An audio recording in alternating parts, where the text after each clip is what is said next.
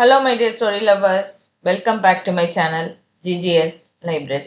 இன்னைக்கு நான் உங்க கூட எழுத்தாளர் சிவசங்கரி அவர்களுடைய அம்மா அப்படிங்கிற ஒரு சிறு நாவலை பகிர்ந்துக்கலான்னு இருக்கேன். அம்மா, இந்த மூன்றெழுத்து வார்த்தை ஒரு மந்திர சொல் மாதிரி தான். எத்தனை உறவுகள் இந்த உலகத்துல இருந்தாலும் அம்மாங்கிற உறவு எப்பொழுதுமே முதலிடத்துல இருக்கிறதுக்கு காரணம் அவளுடைய தன்னலமில்லாத தியாகமும் எந்த நிபந்தனையும் எதிர்பார்ப்பும் இல்லாத தன் குழந்தைகள் மேல அவளுடைய அன்பும் கனிவான பேச்சும் தன்னுடைய தேவைகளை பின்னுக்கு தள்ளி தன் குழந்தைகளுடைய தேவைகளுக்கு முன்னுரிமை கொடுக்கும் அன்பும், இப்படி 1000 காரணங்கள் நம்மால சொல்ல முடியும். அது மட்டும் இல்ல, இந்த உலகத்துல எந்த மூலைக்கு போனாலும் எந்த இடத்துல இருக்க ஒரு தாயை எடுத்துக்கிட்டாலும் இந்த குணங்கள் எல்லாத்தையும் நாம அந்த தாய்கிட்டையும் பார்க்க முடியும். அது வியப்புலையும் மிகப்பெரிய வியப்பு. அப்படிப்பட்ட ஒரு தாயோட ஒரு உயர்வான தியாகத்தை தான் இந்த கதை நமக்கு விளக்குது. டோரா அப்படிங்கிற ஒரு அமெரிக்க பெண்மணி, அவளுக்கு 4 குழந்தைகள். அதுல 3வது குழந்தைக்கு ஒரு நாள் விபத்து நேர்ந்து அவளை தீவிர சிகிச்சை பிரிவில் சேர்க்க வேண்டி வருது. அமெரிக்கர்களுக்கே உரித்தான தன்னுடைய துக்கங்களை வெளிக்காட்டாத ஒரு குணத்தினால டோரா அவளுக்குள்ளேயே அவளுடைய துக்கத்தை அடக்கிக்கிட்டு ரொம்ப சாதாரணமா இருக்க மாதிரி மேலுக்கு காமிக்கிறா. அதை பார்க்குற அவளோட பக்கத்து வீட்டுல இருக்க இந்திய பெண்ணான வித்யா அவளை பத்தி ஒரு தப்பான அபிப்பிராயத்துக்கு வரா. இறுதியில டோரா தன்னுடைய குழந்தைக்காக செய்ய துணிஞ்ச தியாகத்தை பார்த்த போதுதான் அவளுக்கு உண்மை விளங்குது. டோரா கிட்ட மானசீகமா மன்னிப்பு கேட்டு அவளோட தாய்மைய அவ ரொம்பவே வணங்குறது தான் இந்த கதை. நாவலோட ஒரு பகுதியை இந்த வீடியோலையும் மீதிய அடுத்து வர்ற வீடியோலையும் கேட்கலாம். இப்போ நம்ம கதை ஆரம்பிக்கலாமா? வாங்க. வித்யாவுக்கு எழுந்திருக்கவே மனசில்லை. ஆளை விழுங்கின மெத்து மெத்து சோஃபாவில் அமுங்கி போய் மொரத்த உருளைக்கிழங்கு சிப்ஸை சுவைச்சுக்கிட்டே டிவி பார்க்கறத விட்டுட்டு எழுந்திருக்கவே பிடிக்கல தான். ஆனா என்ன செய்யறது? பிடிக்கலைன்னா போச்சா? தலைக்கு மேல வேலை கிடக்கிறத யார் செய்யறது? துணிகளை துவைக்கணும், பாத்திரங்களை அலம்பணும், ராத்திரி சமையலுக்கு என்னன்னு பார்க்கணும், காய்கறி பால் ஏதாவது தேவைப்பட்டுச்சுன்னா சூப்பர் மார்க்கெட்டுக்கு போய் வாங்கிட்டு வரணும். கடவுளே, வேலைக்காரி மாதிரி அத்தனையும் நம்மளே செய்யணும். என்ன அமெரிக்கா வாழ்க்கை வேண்டி கிடக்குது? ச்சே, ஊர்லன்னா விரல அசைச்சு காரியம் பண்ண வேண்டிய நிர்பந்தமே இல்லை. சமையல் கட்டு வேலைக்கு வேதாமாமி, வெளி வேலைக்கு தாயி, தோட்டத்துக்கு வைரம், போதா குறைக்கு டிரைவர் கண்ணப்பன் வேற. நிஜமாவே கைய பிடிக்க ஒரு ஆளு, காலை பிடிக்க ஒரு ஆளு தான். 10 மாசங்களுக்கு முன்னாடி ராஜகோபால கல்யாணம் பண்ணிக்கிட்டு அமெரிக்கா வந்து இங்க லூயிவில்ல தனி குடித்தனம் அமைச்சப்போ வித்யாவுக்கு இந்த சலிப்பெல்லாம் இல்லவே இல்லை. லூயிவில் ஒரு அழகான சின்ன டவுன். பெரிய நகரத்தோட நசங்கிற சந்தடி, குப்பை, நெருக்கம் எதுவும் கிடையாது. சுத்தமான ஊரு, பச்சை புல்வெளிகள், கொழுவுல பாக்குற தினசுல வீடுகள்னு இருந்த லூயிவில் மேல வித்யா கண்டதும் காதல் கொண்டது என்னவோ உண்மைதான். ராஜு ஒரு என்ஜினியர். 6 வருஷங்களா அந்த மண்ணுல வாழ்ந்து ஓரளவுக்கு வேர் கூட விட்டுட்டு இருந்தான். லூயிவில் ஃபேக்டரியில வேலை, கை நிறைய சம்பளம். லூயிவில் டவுன்ல ஒரு அபார்ட்மெண்ட்ல இருந்தவன் கல்யாணமாகி வித்யா வந்த பிறகு ஊருக்கு வெளியில தனி வீடு வாங்கி கொடுத்தன போயிட்டான். அவனுக்கு ஒரு காரு, வித்யாவுக்கு ஒரு கார்னு 2 கார் வாங்கினான். வித்யான்னு பூனைக்குட்டி மாதிரி சுத்தி சுத்தி வந்தான். அவகிட்ட ரொம்பவும் ஆசையா இருந்தான். வந்து இறங்குனதும் குபேரப்பட்டினம் மாதிரி மினுமினுத்த ஊரையும், ஸ்விட்ச போட்டா மரியாதையா கை கட்டி வாய் பொத்தி வேலை பண்ற மிஷின்களையும் கண்ட வித்யாவுக்கு ஏக குஷி. அம்பாரமா துணி போட்டேன், 1/4 மணி துவைக்க 1/4 மணி காய வைக்க, அவ்வளவுதான். எடுத்து மடிச்சு வச்சப்போ துணி ஒன்னொன்னு கண்ணுல ஒத்திக்கலாம் போல இருந்தது. அவ்வளவு சுத்தம். நம்ம ஊர் வேலைக்காரியோட மல்லாடுறத விட இது எத்தனை சுலபம். கலர் துணிகளோட வெள்ளைய நினைக்காதடின்னு 100 தடவை முட்டிப்பேன். பச்சை உள்பாவடையும் பிராவையும் சேர்த்து துவைச்சிட்டு நான் என்ன பண்ணுவேன், அது ஒட்டிக்கிச்சேன்னு பதில் பேசுவா அப்படின்னா. டிஷ்வாஷர்ல பாத்திரத்தை எல்லாம் அடிக்க சுவிட்ச போட்டா அடுத்த அரை மணியில 2 கூட பாத்திரம் ரெடி. வெந்நீர்ல அலம்பி சூடா காத்து வீசி காய வைக்கிறதால பாத்திரம் பாலிஷ் போட்ட புதுசு மாதிரி பளபளங்குது.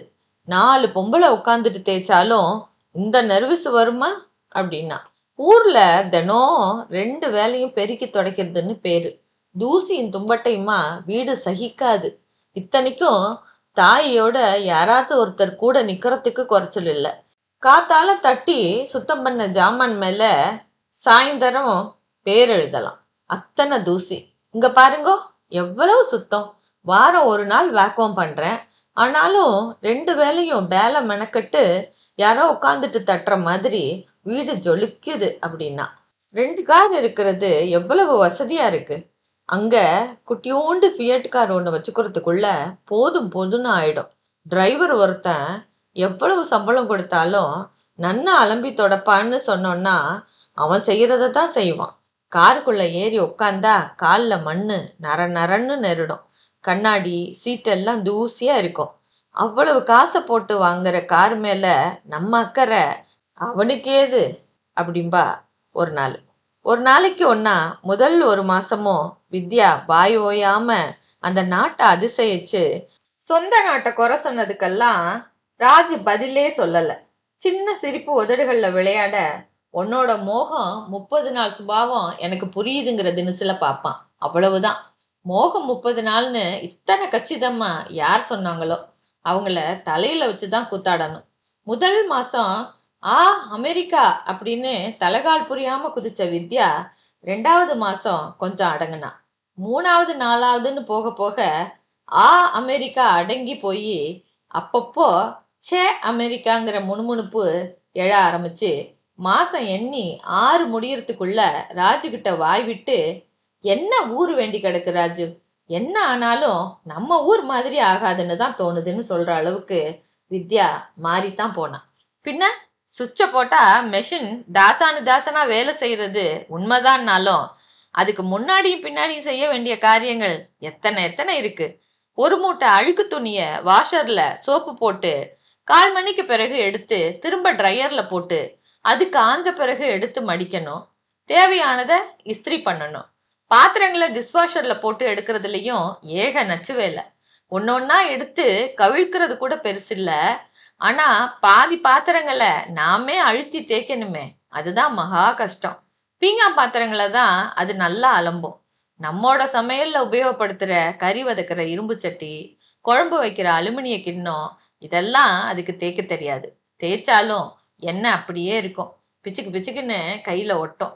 கார் தான் ஆகட்டும், ஜீபூம்பா வேலை மாதிரி பெட்ரோல் பங்க்ல காசை விட்டறிஞ்சா மெஷின்கள் அலம்பி விடுறது என்னமோ நிஜம்தான். ஆனா யாராவது காரை பங்க் வர ஓட்டிட்டு போகணும்ல. அலம்பி முடிச்ச பிறகு அங்க இருக்க வேக்யூம் கிளீனரை எடுத்து உள்பக்கம் எல்லாம் சுத்தம் செய்யணும். எத்தனை இருக்கு. அதே மாதிரிதான் வீட்டை சுத்தம் பண்றதும். சாமானெல்லாம் துணி கொண்டு தட்டி கார்பெட்டு கர்டன்லாம் வேக்யூம் பண்ணி உள்ள அழகுக்குன்னு வச்சிருந்த குரோட்டன்ஸ்களை தண்ணீர் விட்டு வெயில்ல வச்சு எங்க ஊர் குத்து விளக்கு அது இதுன்னு பெருமையோட அள்ளிக்கிட்டு வந்திருந்த ஊர் கலை பொருட்களுக்கெல்லாம் ப்ராசோ போட்டு தேய்ச்சு கடவுளே வேலைகளை செஞ்சு செஞ்சு போரடிக்க தொங்குறதுக்கும் அப்பா அம்மாவை பார்க்கணும், தம்பிங்களோட சண்டை போடணும், கொழுக்கட்டை சாப்பிடணும், பின் கழுத்துல என்ன வழிய அம்மா கிட்ட என்ன தேய்ச்சி குளிக்கணுங்கிற ஏக்கங்கள் வர்றதுக்கும் சரியா இருக்கவே சென்னைக்கு ட்ரங்கால் போட்டு பெத்தவங்க கூட அவளை பேச வச்சான் ராஜு. ஹலோ ஹலோ அப்படின்னு அவளுக்கு அதுக்கு மேல குரலே எழும்பல. வித்யாம்மா சௌக்கியமா இருக்கியா, நாங்கெல்லாம் உன்னை நினைச்சிட்டே இருக்கோம் அப்படின்னாரு அப்பா. அடிக்கடி லெட்டர் போடு, உடம்ப பாத்துக்கோ, மாப்பிள்ளைய நல்லா கவனிச்சுக்கோ, குளிச்சுட்டு தானே இருக்க அப்படின்னா அம்மா. எப்ப வர வித்தி, நீ இல்லாம எங்களுக்கு சண்டை போட ஆளே இல்லை அப்படின்னாங்க தம்பிங்க. நாங்க சௌக்கியமா இருக்கோம், நான் குளிச்சுட்டு தான் இருக்கேன், இன்னும் 1.5 வருஷத்துல வருவோம் அப்படின்னு ஆளுக்கு ஒரு பதிலா சொல்லி 9 நிமிஷங்கள் பேசி போனை வச்சா. அதுக்கப்புறம் 2 தடவைகள் ஊரோடு பேசியும் மனசுல சுத்தமா திருப்தி இல்லை. என்ன பண்றது, கிட்டத்துலயா இருக்கு ஓடி போவோங்கிறதுக்கு. வித்யா மணிக்கட்டை திருப்பி மணிய பார்த்தா. 12ங்குது. அது நாழி ஆயிடுச்சு. இனியும் அசம்பந்தமா உட்கார நேரம் இல்ல. எழுந்தா டிவியை நிறுத்தினா. துணிகளை வாஷர்ல போட்டா. டிஷ்வாஷர்ல பாத்திரங்களை அடுக்குனா. 2 மெஷின்களையும் ஓட விட்ட பிறகு சாப்பிட உட்காந்தா. சாப்பிடன்னா சாதம், சாம்பார், ரசம் அப்படிலாம் இல்ல. 2 ஸ்லைஸ் ரொட்டி, வேர்க்கடல் சேர்த்த வெண்ணெய், சீஸ் வில்லைகள், நறுக்கின தக்காளி, ஒரு கிளாஸ் ஆரஞ்சு ஜூஸ். இந்த ஊர் பழக்கம் இதுதான். கணவன்கள் வேலைக்கு போயிட்டா தங்களுக்குன்னு தனியா சமைச்சிக்க அமெரிக்க பெண்களுக்கு சோம்பேறித்தனம் அப்படிங்கிறதுனால ஒரு வழியா ராத்திரி தான் விதவிதமான சூடான சமையல். லூயவில்லுக்கு வந்த புதுசுல ராஜு பிரேக்ஃபாஸ்ட் சாப்பிட்டுட்டு ஃபேக்டரிக்கு போனதும் ராத்திரி சாப்பிட வேண்டிய சமையல பகல்லையே சமைச்சு 1 மணிக்கு வக்கனையா வித்யா சாப்பிட தான் செஞ்சா. ஆனா நாட்கள் செல்ல செல்ல ஒரே தினசு சாப்பாட்டை 2 வேளை சாப்பிடுறது பிடிக்காம போகவும் அவளும் அந்த ஊர் வழக்கப்படி பகல்ல சமைக்காம தகுடுதித்தம் பண்ற வழிய பின்பற்ற தொடங்கினா. சாப்பிட்டு முடிஞ்சு அந்த தட்டை அலம்பி சிங்கில கவிழ்த்தவ காஞ்சு போன துணிகளை மடிச்சா. இஸ்திரி பண்ண வேண்டிய புடவை, ரவிக்க, ஷர்ட்டுகள் எல்லாம் இஸ்திரி பண்ணா. மணி 3 நெருங்கும் போது வீட்டுக்குள்ளேயே அடைஞ்சு கிடக்க பிடிக்காம பக்கவாட்டு கதவை திறந்துகிட்டு தோட்டத்துல இறங்குனா. தோட்டத்தோட ஒரு பக்கமா நின்ன மேப்பிள் ட்ரீ 4 நாளா மஞ்சள் குளிச்சிருந்தது. இன்னைக்கு மருதாணி இட்டுக்க ஆரம்பிச்சிருந்தது. இலையுதிர் காலம். மரங்கள் எல்லாம் பச்சையிலிருந்து மஞ்சள் ஆகி தீ பிடிச்சிட்ட தினசுல ஜுவாலை கக்கிற சிவப்பாகி அப்புறம் உதிருமா. ராஜு சொல்லியிருந்தான். மனசு இருந்த இருப்புல மேப்பிள் ட்ரீயோட அழக ரசிக்க வித்யாவுக்கு பிடிக்கல. இலை அத்தனையும் கொட்ட கொட்ட பெருக்கி வாடுறதுக்கு தான் பொழுது சரியா இருக்கும் அப்படின்னு அழுத்துக்கிட்டவளோட கண்கள்ல படர்ந்திருந்த புல்வெளி பட்டது. புல்லு வெட்டணும், ரொம்ப வளர்ந்துருச்சு, இல்லாட்டா கவுண்டிலேருந்து புகார் வந்துடும், உங்க தோட்ட பராமரிப்பு சரியில்லைன்னு. புல்ல வெட்டி பிளாஸ்டிக் பையில மூட்டை கட்டி குப்பை வண்டியில ஏத்தணும். யோசனையில ஆழ்ந்திருந்த வித்யா ஹாய் தேர் அப்படிங்கிற குரல் கேட்டு திரும்பினா. டோரா, அடுத்த வீட்டுக்காரி. Hello Dora. தோட்டத்துல ஏதோ வேலை செஞ்சுக்கிட்டு இருந்த டோரா கிட்ட பேச வித்யா 2 அடி முன்னாடி வந்த அதே நிமிஷத்துல ராபின், டோராவோட 2வது மகன், அறக்க பறக்க ஓடி வந்து, மம்மி, ஜென்னி மேல கார் மோதிடுச்சு, தெரு முனையில மயக்கமா கிடக்குறா, உடனே வா அப்படின்னு மூச்சரைக்க கத்தனான். லூயவில்ல ஊருக்கு ஒதுக்குப்புறமா சபர்பன்னு அழைக்கப்படுற அந்த இடத்துல உள்ள வீடுகள் எல்லாமே ரொம்ப அழகானவை. தனித்தனி வீடுகள், பஸ் போக்குவரத்து இல்லாத அமைதியான சாலைகள், 2 பக்கமும் பச்சை புல்வெளிகள். ஒரு வீட்டுக்கு இன்னொரு வீட்டுக்கு நடுவுல வேலி, காம்பவுண்டு அது மாதிரி எதுவும் கிடையாது. ஒரு வீட்டு புல்வெளியோட அடுத்த வீட்டோட தோட்டம் சமத்தா சிநேகிதமா இருக்கும். ஒவ்வொரு வீட்டுக்கு பின்னாலேயும் குழந்தைகள் விளையாடுறதுக்குன்னு ஊஞ்சல், சறுக்கு மரம், சீசா எல்லாமே இருக்கும். சில வீடுகள்ல சின்ன சின்ன ஸ்விம்மிங் பூல்கள் வட்டமா, கோழி முட்டை ரூபமா, இலை மாதிரி கூம்புனதா, அதுல மிதக்கிற ராட்சத ரப்பர் வாத்துகள் அத்தனை அழகா இருக்கும். சனி ஞாயிறு ஆனா ஆண்களும் பெண்களும் நீச்சல் உடைகள்ல தங்களோட குழந்தைகளோட அவங்க வீட்டு குட்டி நீச்சல் குளங்கள்ல நீந்தி கும்மாளம் போடுவாங்க. கலர் கலர் சட்டைகள்ல ஈரம் சொட்ட சொட்ட உக்காந்து சன்பாத் எடுக்கிறேன்னு வெயில்ல காய்வாங்க. அப்புறம் சாயங்காலம் பார்பிக்யூ கூத்து ஆரம்பிக்கும். அவங்க வீட்டுக்கு பின்னால இருக்கிற கேஸ் கிரில் அடுப்புல மாமிசத்தை சுட்டு புல்வெளியில நிலவொளி மாதிரி விளக்க எரிய விட்டுக்கிட்டு விடிய விடிய நண்பர்களோட சாப்பிட்டு பேசி மகிழ்வாங்க. வெளியே போகாத சில சனிக்கிழமைகள்ல அக்கம் பக்கத்து வீடுகளோட கலகலப்புல வித்யாவும் ராஜுவும் கலந்துக்கிறது உண்டுதான். முதல் முறையா நீச்சல் உடையில குளத்துல இறங்குறதுக்குள்ள வித்யா வெக்கப்பட்டு போனான்.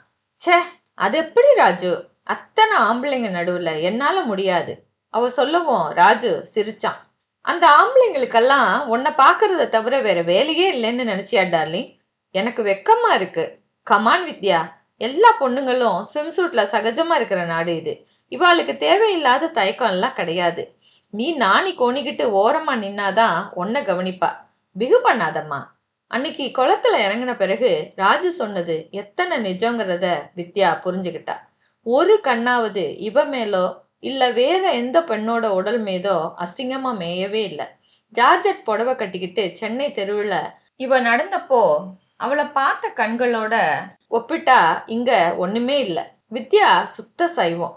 ராஜு அண்ட வீட்டுக்காரங்களோட சுட்ட மாமிசமும் இதர வகைகளும் சாப்பிட்டா இவ ஜூஸ் மட்டும் குடிச்சிட்டு வீட்டுக்கு வந்து தயிர் சாதம் சாப்பிடுவா. அந்த தெருவுல இருந்த எல்லா குடும்பங்களையும் விடவும் அடுத்த வீட்டு மார்க், அவனோட மனைவி டோரத்திட்ட வித்யாவுக்கு பழக்கம் அதிகம். நாங்களெல்லாம் வயிறு முட்டை சாப்பிடும்போது நீ மட்டும் கோலோவோ இல்ல ஜூஸோ குடிக்கிறியே, இது என்ன நியாயம்னு மார்க் சில சமயம் இவகிட்ட சண்டை பிடிக்கிறது உண்டு. நான் இங்க சாப்பிடாட்டாலும் வீட்டுக்கு போய் சாப்பிடுறேனே அப்படின்னு சொல்லுவா வித்யா. ஓகே, வேற ஏதாவது சாப்பிடேன். வித்யா எதுவுமே வேண்டான்னு தலையாட்டுவா. மாமிசம் சுட்ட உங்களோட அடுப்புல ரொட்டி வாட்டி கொடுக்கறது கூட எனக்கு வேண்டான்னு அவளோட மனசுக்குள்ள நினைக்கிறத வெளியில சொல்லாம, ஓ மார்க், எனக்கு பசிக்கல விடேன் ப்ளீஸ் அப்படின்பா. மார்க்குக்கு இன்னைக்கெல்லாம் வயசு 35 இருந்தா அதிகம். டோரா அவனை விட 2 வயசு பெரியவ. கல்யாணம் நடந்து 12 வருஷங்கள் ஆகுது. 2 பிள்ளை 2 பொண்ணு. மூத்தவன் ஸ்டீவுக்கு 11 வயசு, அடுத்தவன் ராபினுக்கு 9, ஜென்னிக்கு 8, கிளாராவுக்கு 5. பொன்னிற முடியும் சின்ன பையனோட சிரிப்பும் உயரமும் பருமனுமா மார்க் ஷோக்கா இருப்பான். பிள்ளைங்க ரெண்டும் அசல் அம்மா தான். கடைசி பெண் கிளாரா அச்சு அப்பா. மூத்த மகள் ஜென்னி தலைமுடியில மட்டும் மார்க்கு, அதே தகதகக்கிற தங்க முடி. டோராவை பார்த்தாலே அவ முகத்துல நான் மார்க்கை விட வயசானவன்னு எழுதி ஒட்டியிருக்கிற மாதிரி வித்யாவுக்கு தோணும். மெல்லிய உடம்பு, அமெரிக்க பெண்கள் கிட்ட சகஜமா காணப்படுற இறங்கிய மார்பகங்கள், வெள்ளி நிற தலைமுடி, நீல கண்கள், மூக்கிலும் கண்ணங்கள்லயும் பிரவுன் புள்ளிகள். மார்க் இவகிட்ட என்னத்தை பார்த்தான் அப்படின்னே புரியல ராஜு. அதுவும் இவ அவனை விட வயசுல பெரியவ வேற. அவனுக்கு அக்கா மாதிரி இருக்கா இல்ல? முதல் தடவை வித்யா இப்படி அதிசயிச்சு போனப்போ அவளோட குணம் அவனுக்கு பிடிச்சிருக்கு. 2 பேரும் எத்தனை சந்தோஷமா குடுத்தனம் பண்றா பாரு. மனுஷன் நிம்மதியா இருக்கிறதுக்கு சந்தோஷமான கல்யாண வாழ்க்கை ரொம்ப முக்கியம் இல்லையா? ராஜு பதில் சொன்னான். தோட்டத்துக்கு தண்ணீர் விடுறதில்ல, கடைக்கு போறதில்லன்னு சில்லறை சில்லறையா அடுத்த வீட்டு குழந்தைங்க வித்யாவுக்கு உதவுவாங்க. 1 மணி நேர வேலைக்கு $1 கூலி. பணக்கார வீட்டு பிள்ளைங்கள் கூட ஒளிந்த நேரத்துல இப்படி சம்பாதிக்க அவங்கள பெத்தவங்க தூண்டுறது ராஜுவுக்கு ரொம்ப பிடித்த சமாச்சாரம். டோனிய பாரு, டாக்டருக்கு படிக்கிறான். அவன் அப்பா ஒரு கம்பெனில டைரக்டர். இருந்தாலும் எனக்கு ஒழியல டோனி, வர ஞாயிற்றுக்கிழமை வந்து புல்லு வெட்டி கொடுத்துட்டு போன்னு சொன்னா வரான். வேலையை பண்ணிட்டு $5 வாங்கிட்டு போறான். இந்த ஊர் குழந்தைங்களுக்கு தன்னம்பிக்கையும் டிக்னிட்டி ஆஃப் லேபரும் சின்ன வயசுல இருந்தே இருக்கிறதுக்கு இதெல்லாம் தான் காரணம். நம்ம ஊர்னா என்ன நடக்கும்? அடுத்தாத்து பொண்ணை கூப்பிட்டு எங்காத்து குழந்தைய பாத்துக்கிறியா, $5 தரேன்னு சொன்னா பெத்தவா சண்டைக்கு வந்துடுவா. என் பொண்ணு உனக்கு வேலைக்காரியான்னு கேட்பா. உன்னோட $5 நாங்க பறக்கிறோமா அப்படிம்பாங்க. குழந்தைய விட்டுட்டாவது உனக்கு என்ன சினிமா அப்படின்னு கேட்பாங்க. நம்ம பார்வை சில விஷயங்கள்ல மாறணும். நாடு முன்னேற இந்த உழைப்பு அவசியம்னு நீளமா லெக்சர் அடிப்பான். வித்யாவோட ஃபில்டர் காஃபி, தோசை, காரமில்லாத தேங்காய் சட்னி, மைசூர் பாகு, மொறு மொறு ஓமப்பொடினா மார்க்கும் அவன் குடும்பமும் ஒட்டு மொத்தமா ரொம்ப இஷ்டப்பட்டு சாப்பிடுவாங்க. டீக்கு அழைச்சா வந்து ஒரு பிடி பிடிச்சிட்டு this is lovely, just fantastic, delicious அப்படிம்பாங்க. அதுலயும் இந்த ஜென்னி இருக்காளே, அவளுக்கு வித்யாவோட சாம்பார், வத்த குழம்பு, கட்டி தயிர் கூட பிடிக்கும்.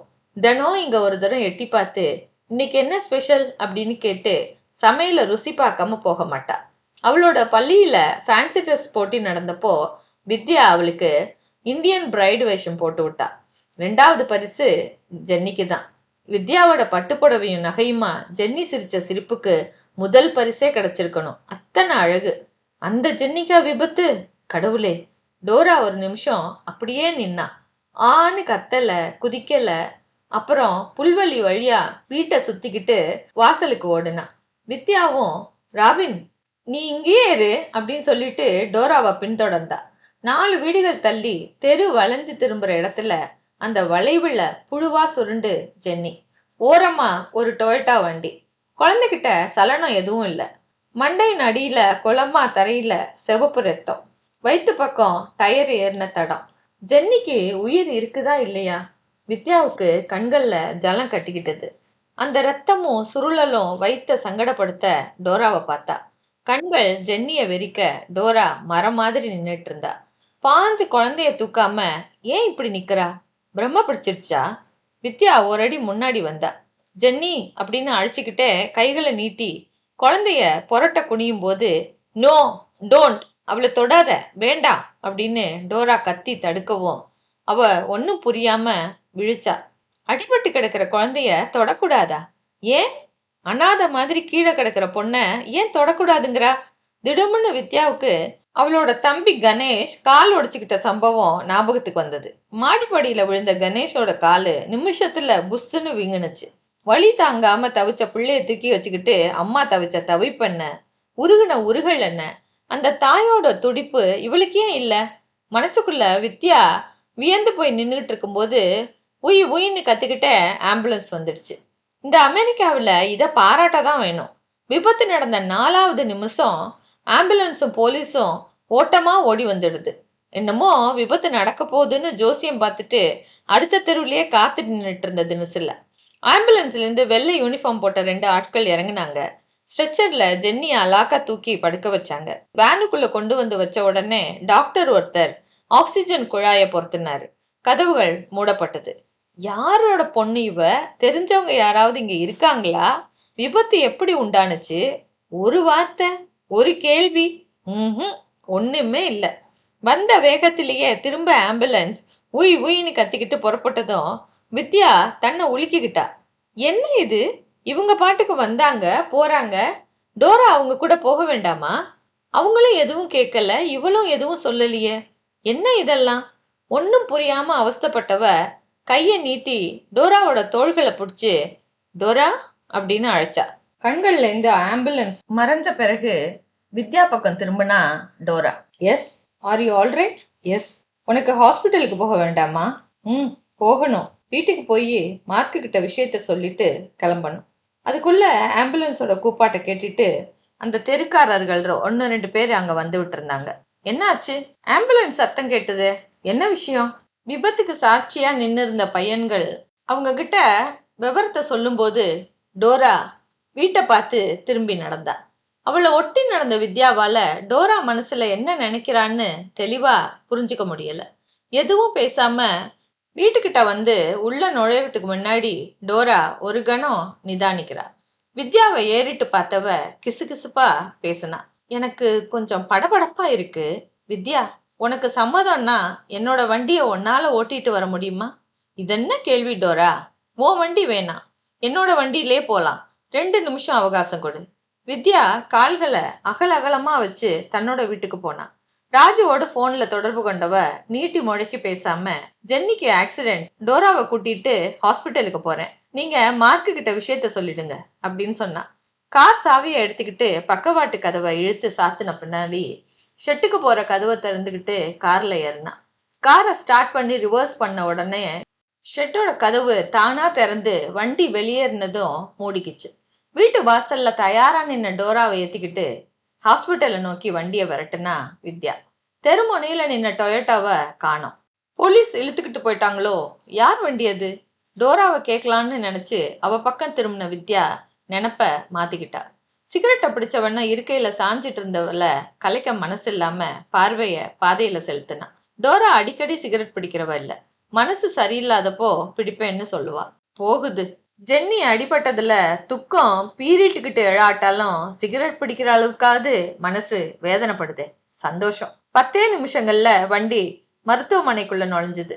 நேரா வரவேற்பு பகுதிக்கு போனாங்க. சில நிமிஷங்களுக்கு முன்னால வந்த ஆக்சிடென்ட் கேஸ் நம்பர் சின்ன பொண்ணு தானே? எமர்ஜென்சி அறைக்கு கொண்டு போயிருக்காங்க, அங்க போங்க. போனாங்க.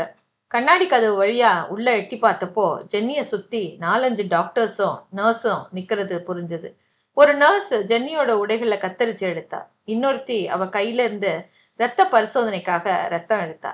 மானிட்டரோடையும் ஆக்சிஜன் குழாயோடையும் ஜென்னி அதுக்குள்ள இணைக்கப்பட்டிருந்தா. முழுசா 1 நிமிஷம் பார்க்க கூட நர்ஸ் விடல.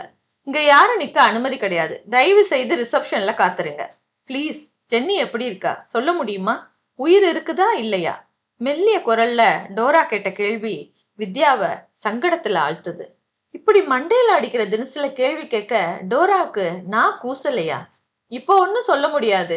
நியூரோ சர்ஜனும் மத்தவங்களும் சோதிச்சு முடிச்ச பிறகுதான் எதுவும் தெரியும். பிளீஸ் வெளியே போறீங்களா?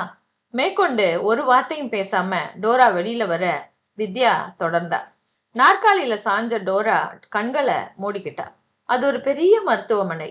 அழுக்கில்லாத வெள்ளை சுவர்கள், தரைகள், மூளைகள்ல சிரிச்ச மலர் கொத்துக்கள், பச்சை செடிகள், பெரிய பெரிய கண்ணாடி கதவுகள். லூயிவில்லுக்கு வந்த ஒரு சில நாட்களுக்கெல்லாம் இன்சூரன்ஸ் தேவைக்காக எக்ஸ்ரே மற்ற பரிசோதனைகள் செய்ய வேண்டி அந்த மருத்துவமனைக்கு வித்யா வந்திருக்கா. இதுவா மருத்துவமனையா? ஒரு மருத்துவமனை இத்தனை அழகா சுத்தமா இருக்கிறது கூட சாத்தியமா அப்படின்னு தான் அன்னைக்கு வியந்ததும், இந்த மருத்துவமனையோட நேர்த்திய பற்றி மட்டுமே நீளமா ஒரு முழு லெட்டர் அம்மாவுக்கு எழுதுனதும் அவளுக்கு ஞாபகம் வந்தது. அம்மாவை நினைச்சதும் கூடவே தனக்கு டான்சல்ஸ் ஆபரேஷன் பண்ண நாளும் மனசுக்குள்ள ஏறி உட்காந்துக்குச்சு. அன்னைக்கு வீடே 2 பட்டு தான் போணுச்சு இல்லையா? 10 நாட்களுக்கு முன்பு இருந்தே வித்யாவுக்கு ஆபரேஷன் பண்ண போறோம், நல்லபடியா நடந்து குழந்தை சாதாரணமா சிறுக்க நடமாடணும்னு வர்றவங்க போறவங்க கிட்ட எல்லாம் அம்மா புலம்ப தொடங்கிட்டா. தாங்க மாட்டாம அம்மாவை அப்பா ஒரு நாள் கேலி பண்ணாரு.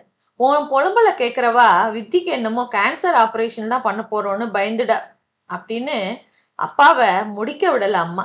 போதும் நிறுத்துங்க, அபசகுணம் மாதிரி என்ன பேச்சு இது, கேன்சர் அது இதுன்னு ஏன் அச்சானியமா பேசுறே? அம்மாவுக்கு கண்ணோரங்கள்ல ஜலம் பூத்துருச்சு. அட அசடே, சாதாரண டான்சல் ஆபரேஷனுக்கு போய் இப்படி யாராவது பயப்படுவாளா? என்னம்மா நீ? அம்மாவோட கண்ணீரை கண்டதும் அப்பாவோட கேலி மறைஞ்சு போயிடுச்சு. மனைவியோட கைய பிடிச்சுக்கிட்டு சமாதானம் பண்ணாரு. குறிச்ச நாள்ல டிரான்ஸ்லேட்டிஸ் நடந்தது.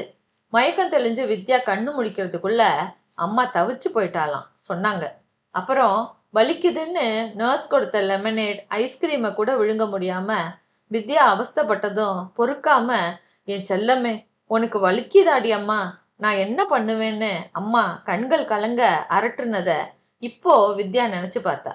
அந்த அம்மாவோட அவஸ்தை இந்த டோராவுக்கு ஏன் இல்ல? இவளும் ஒரு தாய் தானே. தான் ஆடாட்டாலும் தன் சதையாவது ஆடும்பாங்களே, அது இந்த நாட்டுக்கு பொருந்தாதா? வித்யாவுக்கு உட்கார்ந்திருக்கவே பிடிக்கல. எழுந்து வராந்தாவுல ஒலாத்துனா. அவ ரிசப்ஷனுக்கு திரும்பினப்போ மார்க் வந்திருந்தான். கூடவே ஒரு போலீஸ் சார்ஜென்ட். விபத்து சம்பந்தப்பட்ட கேள்விகள்ல டோரா கிட்டையும் வித்யா கிட்டையும் கேட்டாரு. தோட்டத்துல நின்னுட்டு இருந்ததையும் ராபின் சொன்னதையும் டோராவும் தானும் அந்த இடத்துக்கு ஓடுனதையும் ஆம்புலன்ஸ் வந்ததையும் சொன்னதை குறிச்சுக்கிட்டு அவர் போயிட்டாரு.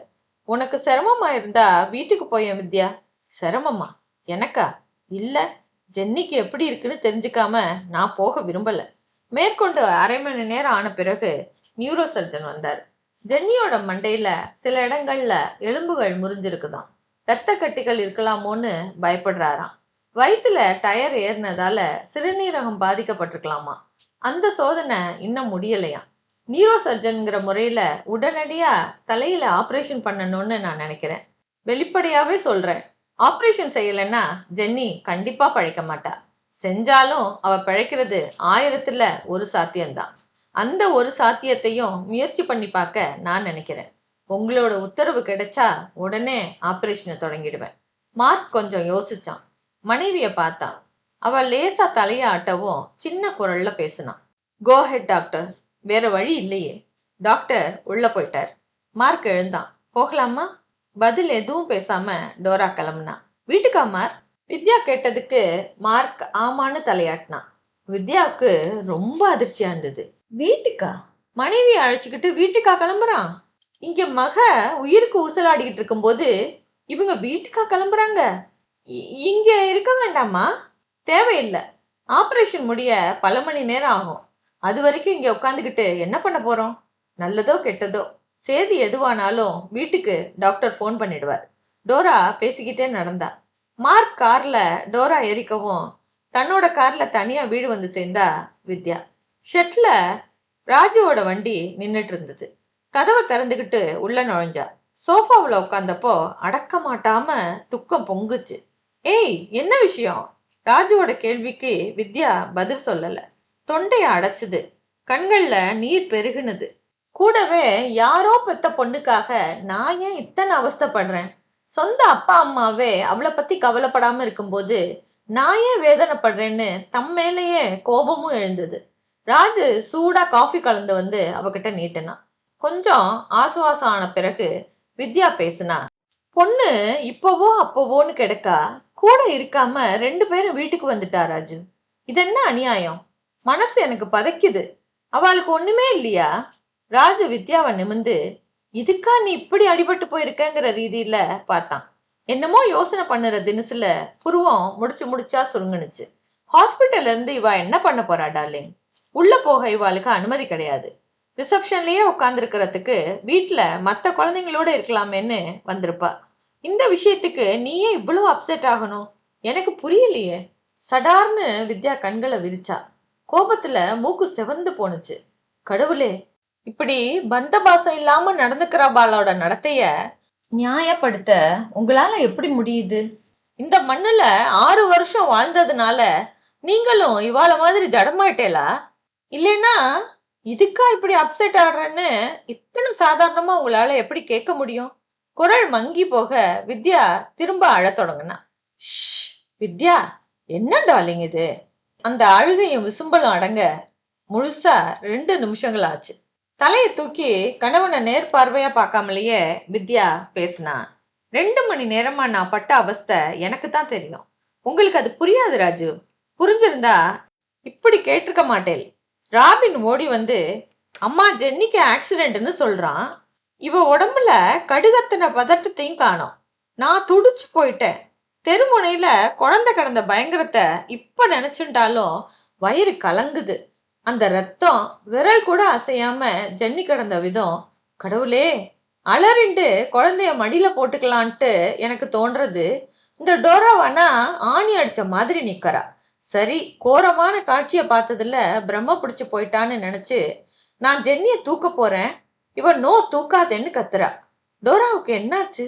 அந்த ரத்தமும் அசிங்கமும் தம்மேல பட்டுடுன்னு ஒதுங்கி நின்னாளா? எனக்கு புரியல ராஜு. இவ ஒரு பொண்ணு தானே, அதுவும் அம்மா தானே. மனச கல்லாக்கிட்டு இவளால எப்படி இருக்க முடிஞ்சது? எங்க அம்மான்னா துடிச்சு போயிருப்பா ராஜு. நானும் இது வரைக்கும் எத்தனையோ அம்மாக்களை பார்த்திருக்கேன். இவள மாதிரி ஒருத்தரும் இல்ல. இந்த ஊர் பொண்ணுங்க எல்லாமே இப்படி பந்த பாசம் இல்லாம தான் இருப்பாளா ராஜு? எனக்கு அதிர்ச்சியா இருக்கு.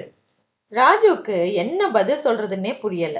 அனாவசியமா ஒண்ணுமே இல்லாத விஷயத்த பெருசுபடுத்தி தன்னை போட்டு குழப்பிக்கிறாளேன்ற சிரிப்போட ஏன் இவ தன்னோட கண்ணோட்டத்தை விரிவு பண்ணிக்கிட்டு மத்தவங்கள புரிஞ்சுக்க மறுக்கிறாங்கிற வருத்தமும் அவனுக்கு எழுந்தது. இவகிட்ட என்ன பேசணும்? டோராவோட நடத்தைய விளக்குனா இப்ப இருக்கிற மனநிலையில புரிஞ்சுக்குவாளா? இல்ல கொஞ்சம் முன்னாடி கத்துன மாதிரி உங்களுக்கும் இந்த மண்ணோட பழக்க வழக்கங்கள் வந்துருச்சுன்னு சொல்லி கத்துவாளா? ராஜு யோசிச்சுட்டு இருக்கும் போதே வித்யாவே மேல பேசினா. ஆம்புலன்ஸ் வந்து ஜென்னிய அள்ளி போட்டுட்டு போகுது ராஜு. நான் தான் அம்மா, நானும் உங்க கூட வரட்டுமா? குழந்தைக்கு எப்படி இருக்குன்னு ஒரு வார்த்தை, ஒரு கேள்வி. ஒண்ணுமே இல்ல. நீ போக வேண்டாமா டோரான்னு நான் கேட்டதும் வீட்டுக்கு போய் மார்க்குக்கு போன் பண்ணிட்டு போகலான்னு சவகாசமா சொல்றா. இப்ப வீட்டுல என்ன வச்சிருக்கு? மார்க்குக்கு நான் சொல்ல மாட்டேனா? போட்டது போட்டபடி ஓடாம அமர யோசனை பண்ணிட்டு நிக்க இதுவா சமயம்? வீட்டுக்கு வந்தப்புறம் மெதுவா எனக்கு படபடப்பா இருக்கு, நீ கார் ஓட்டிண்டு வரியான்னு கேட்டா. போறது இந்த மாட்டுக்கு படபடப்பாவது இருக்கேன்னு நான் சந்தோஷப்பட்டுட்டேன். இதெல்லாம் விடுங்கோ. ஹாஸ்பிட்டல்ல நுழைஞ்ச உடனே இவ அந்த நர்ஸ் கிட்ட என்ன கேக்குறா தெரியுமா? ஜென்னி செத்து போயிட்டாளான்னு. சே, அச்சானி அம்மா நினைக்கிறது கூட தப்புன்னு எங்க அம்மா மத்தவாள்லாம் குதிப்பா. இவ என்னடான்னா பளிச்சுன்னு வாய் கூசாம கேக்குறா. என்ன மனுஷி இவன்னு எனக்கு ஆயிடுச்சு. இனியும் ராஜுவால சும்மா இருக்க முடியல. நீ டோராவை தப்பா புரிஞ்சிட்டு இருக்கேன்னு நினைக்கிறேன் டார்லிங். அப்படி பாசமில்லாத பொண்ணா அவ எனக்கு தோணல. உணர்ச்சிகள் வெளியில காட்டிக்க பிடிக்காம இருக்கலாம் இல்லையா? ஆக்சிடென்ட பொறுத்த வரைக்கும் இந்த நாட்டுல விபத்துல அடிபட்டவாள கூடுமான வரைக்கும் ஜனங்க தூக்க எடுக்க போலீஸ் விடுறது இல்லைன்னு உனக்கு தெரியுமோ? 2 நிமிஷத்துல ஆம்புலன்ஸ் வந்துடும். அதுல பயிற்சி எடுத்த அட்டெண்டர் எல்லாம் இருப்பா. அவ வந்து லாபகமா அடிபட்டவாள தூக்கி ஆம்புலன்ஸ்ல வச்சு உடனடியா சிகிச்சையை ஆரம்பிச்சிடுவா. நாம ஒன்னும் புரியாம எசக பிசகா தூக்கி ஏதாவது தப்பாயிடலாம் இல்லையா? அதனாலதான் டோரா உன்னை தொடாதேன்னு சொல்லியிருக்கணும். தானும் ஜென்னிய தூக்காம இருந்திருக்கணும். அவ செஞ்சதுதான் சரி. நிஜமாவா? அடிப்பட்டவளோட வேதனையை அதிகமாக்க கூடாதுன்னு தான் டோரா ஜென்னிய தூக்காம இருந்தாளா? ராஜு சொல்றது போல கண்ணை மூடி திறக்கிறதுக்குள்ள ஆம்புலன்ஸ் வந்து சிகிச்சையும் ஆரம்பமாயிடுச்சே. அது சரி, அதுக்காக டோரா இடிச்ச புலி மாதிரி நின்னுட்டு இருந்தது என்ன நியாயம்? தூக்க வேண்டாம், அடிச்சுக்கிட்டு அழ வேண்டாம். சரி, கண்ணுல ஜலம் கூடவா ததும்பாது? வாய் அரட்டாதா? வித்யா சோஃபாவுல சாஞ்சுக்கிட்டா. நீங்க எத்தனை சமாதானம் சொன்னாலும் நான் ஒத்துக்க மாட்டேன் ராஜு. கூட இருந்து பார்த்த எனக்குத்தான் அந்த ஜடத்தனம் புரியும், உங்களுக்கு இல்ல. எமர்ஜென்சி ஆபரேஷன் பண்ணணும். அப்படி செஞ்சாலும் ஜென்னி பழைக்கிறது 1000த்துல ஒரு சான்ஸ் தான்னு டாக்டர் சொல்றாரு. 2 பேரும் சரி பண்ணுங்கன்னு உத்தரவு கொடுத்துட்டு யாருக்கோ என்னமோ நடக்கிற மாதிரி ஹாயா வீட்டுக்கு வந்துட்டாங்கன்னு உங்ககிட்ட சொன்னதுக்கு தான் ஹாஸ்பிட்டல்ல உள்ள போக முடியாது, அங்க ரிசப்ஷன்ல டென்ஷனோட இருக்கிறதுக்கு பதிலா வீட்டுக்கு வந்துட்டான்னு நீங்க ரெடியா சப்பக்கட்டு கட்டுனேல். உங்களுக்கு ஒண்ணு சொல்லட்டுமா? எங்க சாந்தா பெரியம்மாவ உங்களுக்கு தெரியும் இல்லையா? அவ பொண்ணு ரேணுவுக்கு ஒரு தடவை உடம்பு சரியில்லாம போச்சு.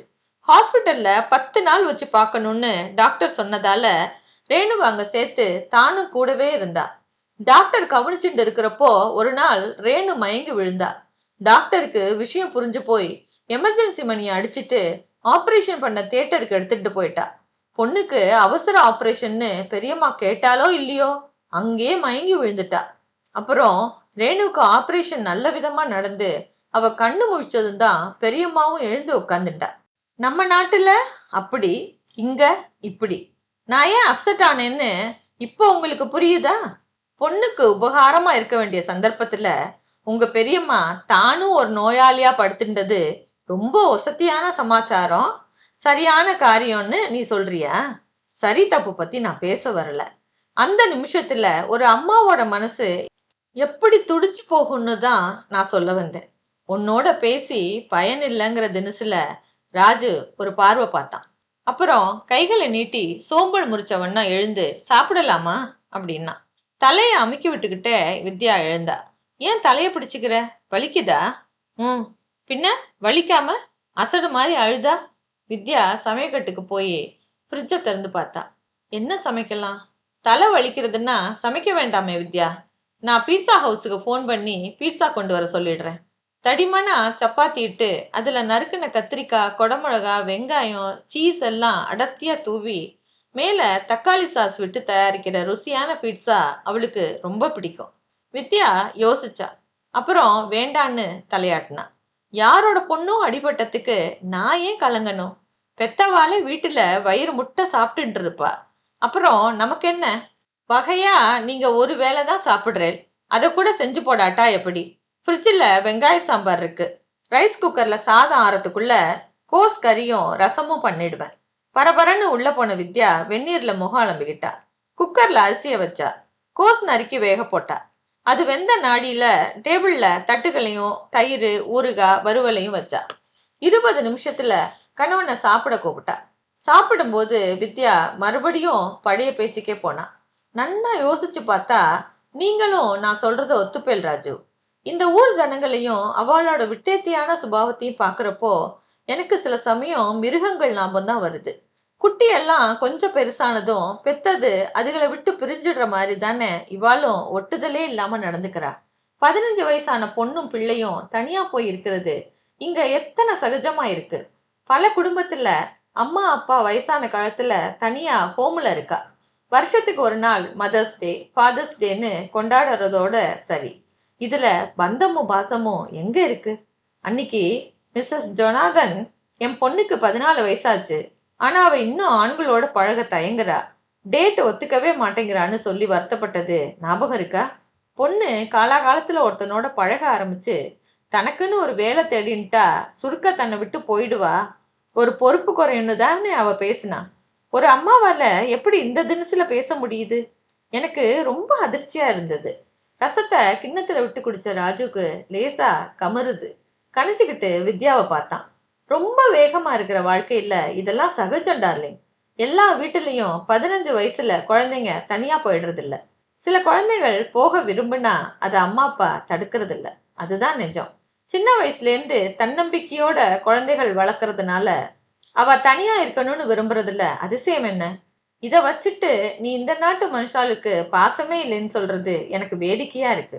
மிஸ்ஸஸ் ஜொனாதன் பொண்ணு டேட் பண்ணலைன்னு வருத்தப்பட்டதுக்கு காரணம் அவ சுருக்க தனியா போகணும்னு இல்ல, சாதாரண பொண்ணுங்கள்ல இருந்து வித்தியாசமா இருந்தா தம் பொண்ணு பின்னால கஷ்டப்படலாமேங்கிற ஆதங்கத்தினாலதான்னு நான் நினைக்கிறேன். வித்யா மோர குடிச்சா. திரும்ப திரும்ப தன்னோட கருத்தை விடாம கணவன் விவாதம் செய்யறது எரிச்சலை தரவும், இந்த நாட்டு மனுஷா எப்படி இருந்தா எனக்கு என்ன? பாசத்தோட இருக்கட்டும் இல்ல மரக்கட்டையா தான் இருக்கட்டும், எனக்கு என்ன?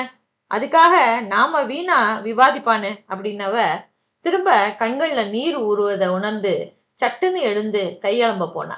இந்த நாட்டு மனுஷா கிட்ட நல்லது கெட்டது ரெண்டும் இருக்கு, ஒத்துக்கிறேன். ஆனா இவா வாழற வாழ்க்கை வேற, அத புரிஞ்சுக்கணும். சும்மா நம்ம அம்மா, நம்ம குடும்பம், நம்ம பழக்க வழக்கங்களோட ஒப்பிடாம இவங்க கண்ணோட்டத்திலிருந்து பார்க்கணும். அப்பதான் எதுவும் தெளிவா புரியும். 21 வயசாகியும் இன்னும் இதெல்லாம் புரிஞ்சுக்காத குழந்தையா நீ இருக்கியேன்னு எனக்கு ஆச்சரியமா இருக்கு டார்லிங். கையலம்பிட்டு வந்தவள ராஜு பிடிவாதமா இழுத்து மடியில உட்கார வச்சு இதமா பேசின நிமிஷத்துல வாசல் மணி அழைச்சுது.